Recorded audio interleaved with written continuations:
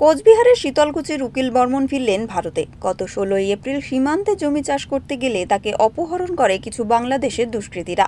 এরপর বিজিবির তাকে গ্রেফতার করলে দীর্ঘ 29 দিন জেলে থাকেন তিনি। ঘটনায় খেতে গেছিলাম, কাঠ জমা দিয়া বেড়াকাটার ওপাশে জমি আবাদ করতে। ওই বাংলাদেশের লোক আমাকে তুলে নিয়ে যায়।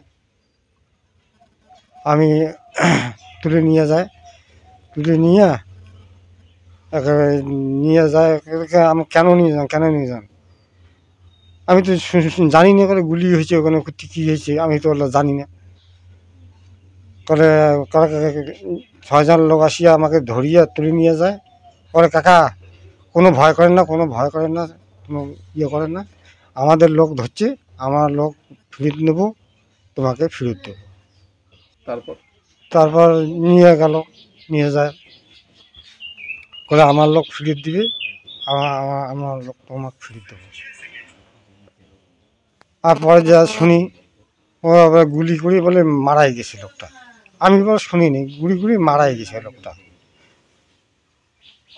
তারপরে আমাকে অন্য জায়গা নিয়ে যাওয়া ওই আঁকিল।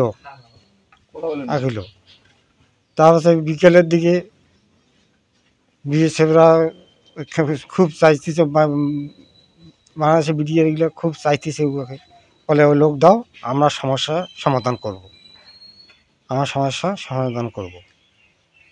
জামিনে মুক্ত হয়ে বিএসএফের সাহায্যে ফিরে আসেন নিজের বাড়িতে। উকিল বর্মন জানান, কোনো কারণ ছাড়াই তাকে তুলে নিয়ে যায় দুষ্কৃতীরা। সীমান্তে 4 বিঘা জমি রয়েছে তার। তবে তিনি আরও জানান যে ভয় তিনি পেয়েছেন, তিনি আর জমিতে চাষ করতে যাবেন না, পরিবারের কাউকে জমি চাষ করতে পাঠাবেন না। ছেলে পরিতোষ বর্মন জানান, ঘটনা হয়েছে, বাবা তখন বলছে যে আর জমি চাষ করতে যাবে না আর কি। তাহলে 4 বিঘার মতো জমি রয়েছে, মানে এখন কি করবেন ভাবছেন? দেখি কি করা যায়। এখন আমরা চাই যে ওইদিকে জমি ভারত সরকার ন্যায্য মূল্য দিয়ে নিয়ে নেই। আমরা সেই জমি আর বাংলাদেশ কাঁটাতারের ওইদিকে আর যাইতে চাই না। আমরা খুবই আতঙ্কের মধ্যে, ভয়ের মধ্যে আছি যে আজকে বাবাকে নিয়ে গেল, কালকে আমাদেরকেও নিয়ে যেতে পারে ভবিষ্যতে। এই আতঙ্কে আছি। আর সেরকম আমরা ভরসা পাই না বিএসএফ এর উপর অথবা আমাদের প্রশাসনের উপর। ভারত সরকারের কাছে উকিল বর্মনের পরিবারের অনুরোধ, সীমান্তবর্তী ওই জমি যেন ভারত সরকার ন্যায্য মূল্যে কিনে নেয় তাদের থেকে। কোচবিহার থেকে সূর্যজ্যোতি পালের রিপোর্ট, ওঙ্কার বাংলা।